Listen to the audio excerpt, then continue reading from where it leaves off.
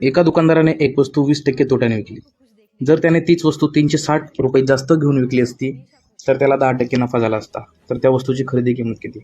अशा वेळेस आपण 100 म्हणून घ्यायची आपल्याला खरेदी किंमत. जर आपण 20% तोट्याने वस्तू विकू तर ती वस्तू कितीला विकणार आपण? 80 रुपयांना. आणि जर 10% नफ्याने विकायची असल्यास ती आपण कितीला विकू? 110. आता 80 पासून 110 पर्यंत आपण किती रुपये जास्त घेतलेत बघायचेत. घेतले आपण 30 रुपये जास्त. आणि त्यांनी किती रुपये जास्त घेतलेत? 360.